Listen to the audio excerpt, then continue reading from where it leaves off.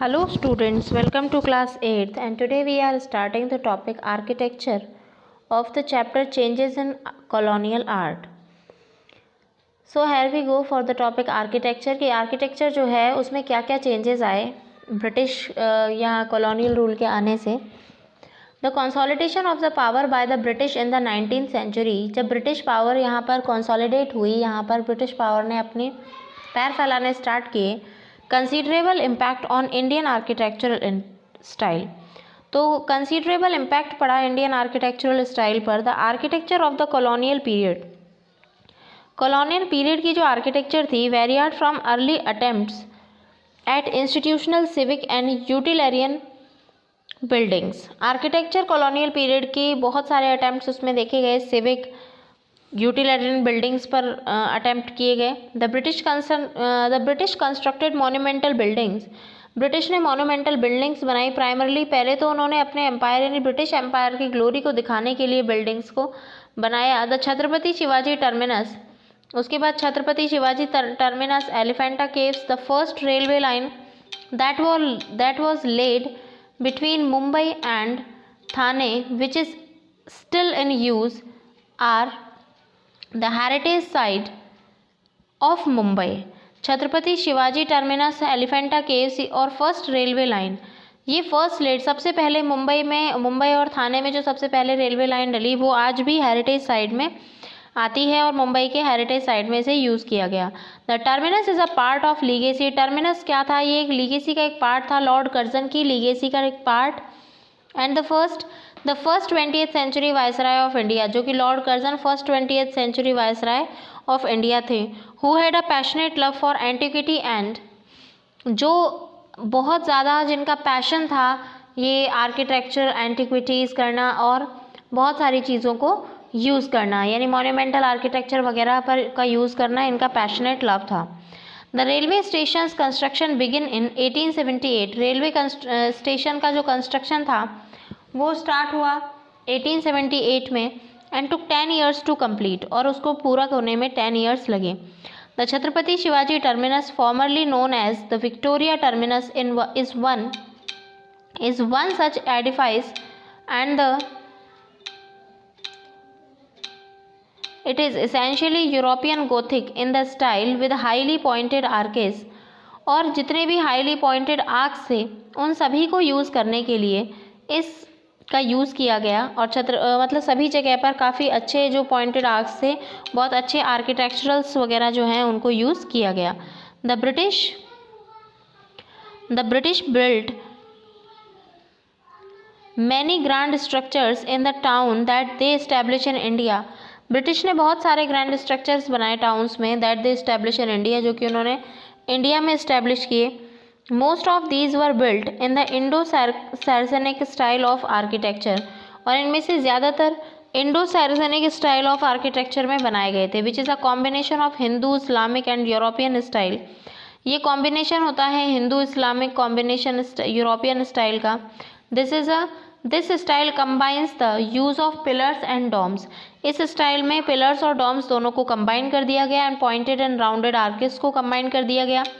Many Indo सार्जनिक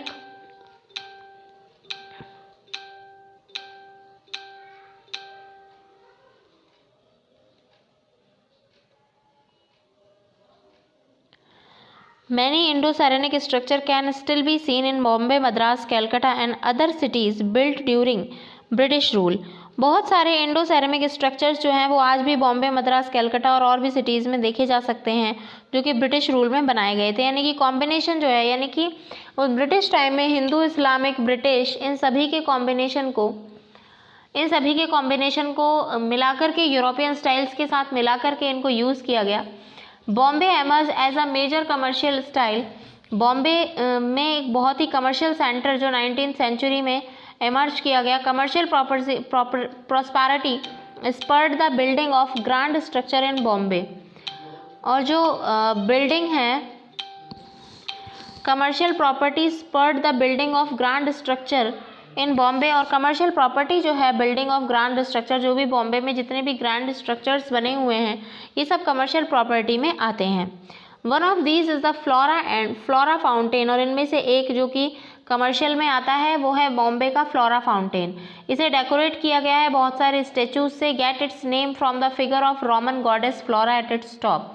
और इसका नाम फ्लोरा इसलिए पड़ा है क्योंकि रोमन गॉडेस का जो नाम है वो फ्लोरा होता है और वो इसके टॉप पर बनाया हुआ है, उनकी जो पिक्चर है उसको टॉप पर बनाया गया है। The railway station Victoria terminus, और विक्टोरिया टर्मिनस रेलवे स्टेशन जो है इनिशियली उसका नाम पहले क्वीन विक्टोरिया ऑफ ब्रिटेन के नाम पर रखा गया था, नाउ नोन एज, और अब इसका नाम छत्रपति शिवाजी टर्मिनस रखा गया है। Is a typical Indo Saracenic building, ये बहुत ही टिपिकल इंडो सैरेमिक बिल्डिंग है। Among Bombay's other Indo Saracenic buildings, Bombay की जो इंडो सैरेमिक बिल्डिंग्स हैं are the Prince of Wales Museum and Bombay's most outstanding landmark and the gateway of India. Among the Indo-Saracenic monuments built in Madras during the colonial period, जैसे कि colonial period के time में presidency college, gateway of India, Chennai high और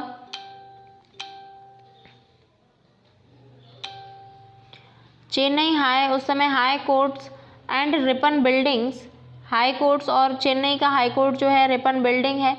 विच houses the Chennai municipal corporation, houses यानी कि जो कि Chennai municipal corporation के हाउसेज के थ्रू देखे जा सकते हैं।